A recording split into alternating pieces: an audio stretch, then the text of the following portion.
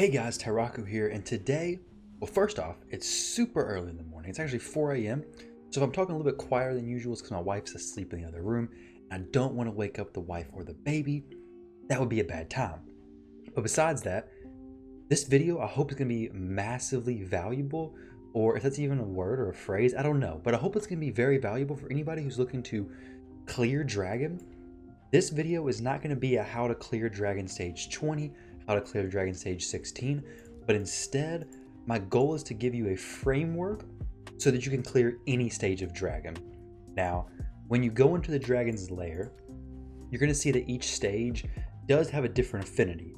So you may have to make some adjustments based on the affinity so that you're not weak affinity, because if you're a weak affinity, so say if you're attacking the spirit and you have force champions, for example, and if you're trying to land your debuffs and such, you may not land them because if you have a weak hit, you don't land debuffs no matter how high your accuracy is. Now, in the last video I done like this, it was Fire Night. I had a recommendation saying to lay out a sheet with all the buffs and the debuffs that you should bring along with you. So I did exactly that. I'm going to pull over a list. First off, I'm going to go over the buffs that I like to bring. Here's that image. These are the buffs that I like to bring into the Dragon's Keep, the Dragon's Lair when I go in. I'm going to go over these and why I believe each one is the way it is. So first off, I got to mark good and great. Great just means, well, obviously great. I don't even got to explain to you guys. You all are smart, okay? So I trust that you all understand this. Great, basically speed boosts, increased defense. I got block debuffs because the dragon does place debuffs and it can really mess your team up. So if you can build a team that has speed, increased defense, block debuffs, strengthen even possibly. There's not very many champions who do strengthen, but it is a good ability. Ally protect, it's like miscreated monster, champions like that. And this is actually revive on death, but what I mean instead is actually just revive. I don't know if there's actually an icon for revive, but if you can bring a champion who has a revive, that's excellent. So ideally, you want to bring a champion who encompasses as many of these debuffs as possible. For example, I just on stream earlier ran through Dragons 20 with someone who was using Sepulchre Sentinel as well as Apothecary. So Sepulchre brought increased defense as well as block debuffs. Apothecary brought the increased speed. So we had 3 of the great buffs that I like. So that dragon team went very well. Our damage that we were taking wasn't very high because of those nice debuffs or those nice buffs. Plus we had Sepulchre as the lead with increased defense within the dungeon. So I always prioritize survivability over the damage. That's why I got this increased attack marked kind of low, just because having extra attack is great, but the difference between winning and losing in dragon is typically not attack. Now I have good, I have marked as unkillable, block damage, shield, continuous heal, increased attack, perfect veil. The reason why I have these not marked as great is because of the champions that bring them are typically not as accessible. So I don't want to mark obviously every buff as great, because every buff can have its use inside of dragons, but I want to separate ones that are more realistic as compared to ones that are easy, not as realistic basically. Like perfect veil for your whole team isn't very easy to get, so I marked it as good. All these other ones can have benefits if you're able to fit it on your team, but if not, they're not crucial to have. These ones I do believe are crucial, with increased speed and increased defense being the most important in my opinion.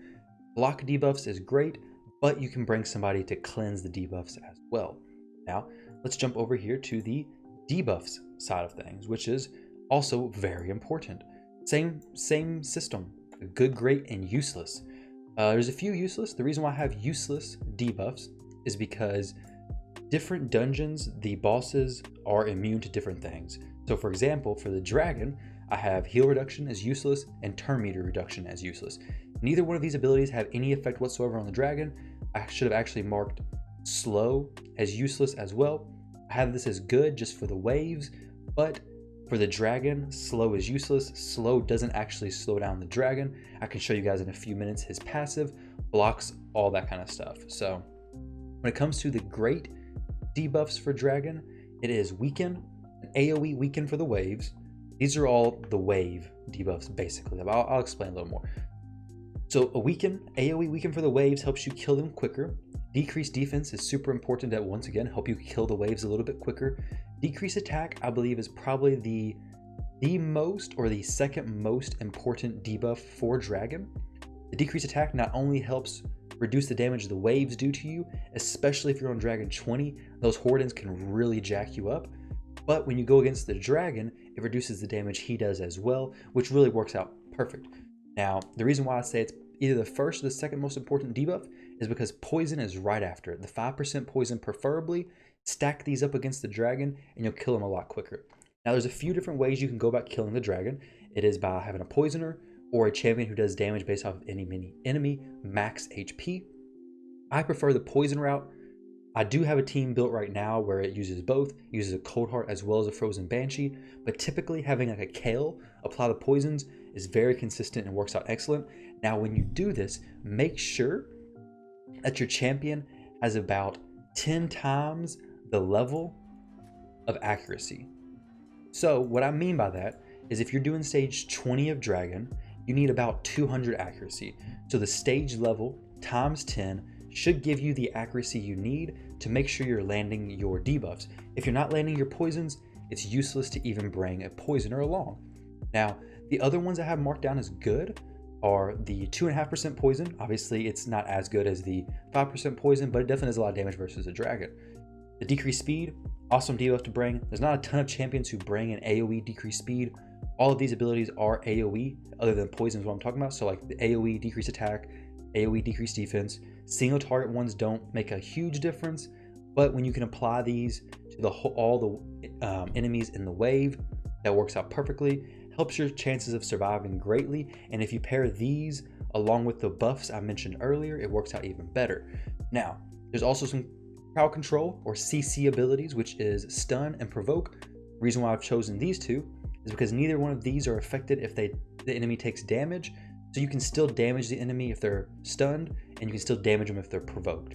Obviously, stun is better than provoke because you take 0 damage, but provoke is excellent because it's on a champion who's already designed to be your tank, like a Umbral Enchantress, for example, already designed to be your tank, so she's made to take that damage. And then when you're bringing the decreased attack, she'll take even less damage from everyone. The reason why sleep or freeze is not on there, sleep breaks when you take damage, freeze is great. Freeze is definitely a great debuff to bring. I should have probably marked that as yellow. There's just not a ton of champions that I know of who do bring freeze, but thinking back now, Shiramani does bring freeze, so I would definitely add freeze as the good. But sleep is a no-go. Don't bring sleep. It breaks to any AoE damage, and you'll be bringing a lot of AoE damage with you when it comes to Dragon. But let me jump right in here and show you my Dragon team. So as you can see here, this is my Poison champion. Now my team is going to be a little bit different because it's later in the game. But this is my Poison champion. This is my Wave Clear. She sometimes places Weaken. This is my Decreased Defense and Decreased Attack AoE champion. This champion brings block debuffs, increased speed, and increased defense. Siphi, she's amazing. And then Cold Heart is the damage based off of enemy max HP. So in this team, looking back at my list, I'll show you which buffs and debuffs I have. So on this list, I have this. I have increased speed, increased defense, block debuffs.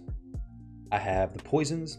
I have both decreased defense and decreased attack, as well as a res champion, which is Siphi. Obviously, if you don't have all these abilities inside of one champion, that's perfectly fine. It's not a game breaker. All you have to do is just bring in a few different champions. So like Cold Heart is definitely an expendable champion. I don't need her in here. She just helps to speed up the run a little bit. So I could swap her out for somebody who fills in those other spots if I didn't have Siphi. Or I could even swap out Frozen Banshee for Kale. Kale is a very, very good champion when it comes to Dragon because he brings an AoE ability to clear the waves as well as a poison for the Dragon. So when you're going through this, you want to make sure you have plenty of AoE damage. I typically like to bring at least, at very, very minimum, one AoE champion. I'm using Skull Crown here, but Stagnite kind of falls in that role as well. But the waves are typically the hardest thing to clear. So if you bring that one AoE champion, it'll definitely help you clear the waves. Now, You can obviously see here that Skullcrown did die. That's why it's important to bring a res champion. However, your wave clear champion doesn't actually have to survive to the dragon. As long as they can survive through the second wave of enemies, that's all you need. Like if my Skullcrown died right now, there'd be no problem whatsoever because I don't really need her. But now look at the dragon. It says he's immune to stun, freeze, sleep, provoke, block, cooldown, fear, true fear. Also immune to HP exchange effects, HP balancing effects, and cooldown increasing effects. So apparently, he may be affected by slow. We'll see whenever if Stagnite applies the slow, if the dragon actually gets affected or not. That'll be interesting to find out. I actually haven't checked it before. But I know he doesn't get affected by decreased turn meter. A lot of the bosses do get affected by slows. See if we can apply it. We can't apply it. We're having trouble applying it. I'll run it again to test it out again to see if the dragon's affected by the slow. But either way, it would still move slow up to good. I don't think it's gonna be a game breaker either way, whether the slow actually works or not. If anybody in chat, if anybody in here who's watching this video knows if slow works against the dragon or not, let me know. Leave in the comment section below. I don't want to say that it does work and lead you wrong. I want to tell you the ones that I know are the best, which are the poisons and the ones I've shared. But slow may work. Is it going to make a massive difference? I don't think so, but it may. I mean, it is worth knowing for sure. Let me go ahead and run this again, and I'll let you know if I notice anything different. All right, guys, we just tried fighting the dragon again to see if slow worked. It did not apply. We couldn't get it to apply, but I'm going to assume that the slow does not work against the dragon. Even though his passive doesn't explicitly say it, turn meter reduction effects do not work against the dragon, so I do not believe slow would work against the dragon either. The other dungeons, turn meter reduction does work against, and slow also does work against them as well. For whatever reason, the dragon doesn't explicitly say it doesn't work, but it doesn't seem to work. So that's that with the dragon. But when it comes to debuffs, the 2 or 3 that I believe definitely are the most important is decreased attack and poisons. The other ones are very, very helpful. Decreased defense definitely helps you clear the waves a little bit quicker. But if you have the survivability to get through the waves with the decreased attack on them, it's going to help you out so much. I mean, a consistent 5 to 10 minute dragon team, Dragon 20 or the next stage of dragon, is better than an inconsistent but quicker dragon team. I mean, then at least you know you're being efficient with your energy use. And when it comes to dragon and with any of the other dungeons, the best stages to farm is 16 at the very minimum, because at 16 you stop getting the shards and experience brews to drop, and instead you only get the 4 to 6 star gear. And then at stage 20, obviously you get 5 to 6 star pieces of gear. No brews, no mystery shards. So ideally you'll farm 20, but if you can only do 16, 16 is the next best. I think 13 is when you start getting 4 to 6 star pieces, but you don't really want to farm it until you get to at least 16. So that's with all the dungeons included, obviously dragons included in that. But hopefully guys, this video was helpful for you. If you have any questions down below, if you need any more additional help building a Fire Knight team, definitely check out the Discord or swing by the Twitch channel. I'm live every single day except for Tuesdays and Thursdays from 11 p.m. to 3 a.m. Eastern time. If you enjoyed this video, hit the like button. Don't forget to leave a comment down below and subscribe to the channel. I'll be posting more videos like this in the future. If you like this little dungeon series, this dungeon blueprint series, let me know, and I'll do one on whichever dungeon gets requested next. Spiders and ice golems, what's on the menu. Once again guys, thank you very much for watching. Hope you have a great rest of your day.